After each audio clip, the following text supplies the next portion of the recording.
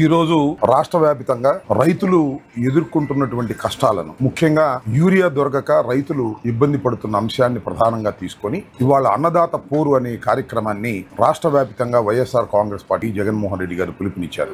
ఈ రోజు ఉదయం 9 గంటలకు ప్రారంభమై అన్ని ఆర్డీఓ ఆఫీసులు ఎదుట నిరసన తెలియజేస్తూ ఆ తర్వాత వారికి ఒక వినతి పత్రాన్ని అందజేసేటటువంటి కార్యక్రమం ఇవాళ జరగబోతా ఉంది. ఇంకొద్ది క్షణాల్లో ప్రారంభం కాబోతా ఉంది. దీనిలో మరి రాత్రి నుంచి చాలా విచిత్రమైనటువంటి పరిణామాలు జరుగుతూ ఉన్నాయి. ముఖ్యంగా రాత్రి 12:40 2 జీపుల్లో పోలీసులు రావడం జరిగింది. పోలీసులు వచ్చి మా ఇంటి డోర్ కొట్టారు. సరే, నా వైఫ్, నా గ్రాండ్ చిల్డ్రన్ కంగారు పడుతూ నన్ను నిద్ర లేపారు. పోలీసులు వచ్చారండి అని. అంటే వారి ఉద్దేశం ఏంటంటే, ఎంత భయపడ్డారంటే, ఇంక పోలీసులు 2 వ్యాన్లలో వచ్చారు కాబట్టి నన్ను ఇక తీసుకువెళ్లిపోయి అరెస్ట్ చేస్తారు అనేటువంటి భయం వాళ్ళు వ్యక్తం చేశారు. వెంటనే నిద్రపోతున్నటువంటి నేను లేచి, నేను షాట్ లో ఉన్నా, షాట్ లోనే వచ్చి డోర్ తీసి ఎందుకు వచ్చారో అని అడిగాను.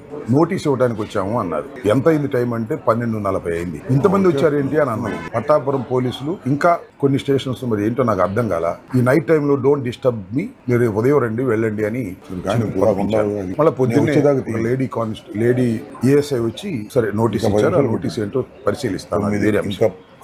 ఇక్కడ అభ్యంతరకరమైన అంశం ఏంటంటే, మేము రైతుల పక్షాన పోరు చేస్తూ ఉంటే మీరు దాన్ని డిస్టర్బ్ చేయడం కోసమో లేకపోతే లీగల్ గా నోటీసులు ఇవ్వడం కోసమో అర్ధరాత్రి 12:40కి రావడం పోలీసులు సమంజసమేనా? ఒక నివసిస్తున్నటువంటి హౌస్ లో పిల్లలు ఉంటారు, లేడీస్ ఉంటారు. 12:40కి రావాల్సిన అవసరం ఏంటి? ఉదయం రావచ్చు, లేదా నిన్న సాయంత్రం 9 గంటల లోపు రావచ్చు. ఎందుకు వస్తున్నారు మీరు? పోలీసులకి ఇది ధర్మమా, చట్టమా? అర్ధరాత్రి పూట దొంగల్లాగా ఎందుకు వస్తున్నారని అడుగుతా ఉన్నా. కమాన్, రండి, పగలు రండి, ఇవ్వండి నోటీసులు. లేదా సాయంత్రం 8-9 రాత్రి 9 గంటల లోపు రండి. అర్ధరాత్రి పూట 12:40 మీరు వస్తున్నారంటే మీరు భయపెట్టాలని వస్తున్నారా? ఇంట్లో వాళ్ళని నేనులాగా భయపడి అనుకోండి. నేను చాలా సందర్భాల్లో చెప్పా, నన్ను అరెస్ట్ చేయదలుచుకున్నా, నోటీస్ ఇవ్వదలుచుకున్నా మీరు రావాల్సిన అవసరం లేదు. You call me, I will come to police station. నేను ఐఎమ్ లా ఒబైడింగ్ సిటిజన్ నేను. కాబట్టి మీరు నోటీస్ ఇచ్చినా తీసుకుంటాను, లేదా అరెస్ట్ చేసినా అరెస్ట్ అవుతాను.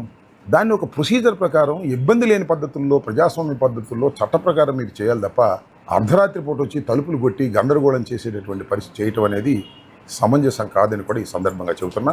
మీరు చట్ట వ్యతిరేకంగా ప్రవర్తన చేస్తున్నారు పోలీసు వారు. ఏదో లోకేష్ చెప్పాడనో, చంద్రబాబు చెప్పాడనో, మమ్మల్ని బెదిరించడం కోసమో, మా కుటుంబ సభ్యుల్ని బెదిరించడం కోసమో మీరు ఈ విధంగా అరాచకంగా ప్రవర్తిస్తే మాత్రం మేము చూస్తూ సహిస్తూ ఊరుకోమని మనవి చేస్తున్నాం. పోలీసులు ఏమైనా పైనుంచి దిగి వచ్చిన వాళ్ళు ఏం కాదు. పోలీసులు ఒక చట్టబద్ధంగా లా అండ్ ఆర్డర్ని కాపాడవలసిన వారు. లా అండ్ ఆర్డర్ని కాపాడండి. మీ లా అండ్ ఆర్డర్ని కాపాడటానికి మేము సహకరిస్తాం. అంతే తప్ప మేము ఉద్యమాలు చేస్తుంటేనో, నిరసనలు చేస్తుంటేనో ఈ టైంలో వచ్చి నోటీస్ ఇచ్చి, అర్ధరాత్రి గడ వచ్చి నోటీస్ ఇచ్చి మీరు ఆపేయమంటే మేము ఆల్రెడీ ప్రిపేర్డ్ ఎవ్రీథింగ్. అందరికీ రైతు పోరుకు సంబంధించి, అన్నదాత పోరుకు సంబంధించి అందరినీ మేము ఇన్ఫామ్ చేసాం. అన్ని మండలాల్లో, అన్ని నియోజకవర్గాల్లో వాళ్ళు బయలుదేరుతూ ఉన్నారు. ఈ సమయంలో వచ్చి మీరు చేయటం, రాత్రి మేము టెంట్ వేస్తే ఆ టెంట్ పీకాలని ప్రయత్నం చేస్తున్నారు. ఏంటిది? పోలీసులు టెంటులు పీకటమా, ఫ్లెక్సీలు పీకటమా? మేము వైలేట్ చేసాం అనుకుంటే చట్టంలో ప్రకారం కేసులు పెట్టండి. We can face it. మేము వేసిన టెంటుల్ని, మేము వేసిన ఫ్లెక్సీల్ని పోలీసు వాళ్ళు స్వయంగా పీకుతున్నారే. That is not your duty. Police వాళ్ళు లా అండ్ ఆర్డర్ కాపాడవలసినటువంటి డ్యూటీ తప్ప మేము కట్టిన ఫ్లెక్సీలు పీకటమో, మేము కట్టిన టెంటులు పీకటమో that is not your duty. మీరు లా అండ్ ఆర్డర్ కాపాడండి. ఒక బాధ్యత కలిగినటువంటి పౌరులుగా, ఈ రాష్ట్రాన్ని పరిపాలించినటువంటి ఒక రాజకీయ పార్టీగా, ఒక మాజీ మంత్రిగా మేము ఏదైనా చేస్తే మా మీద కేసు పెట్టండి అబ్బా.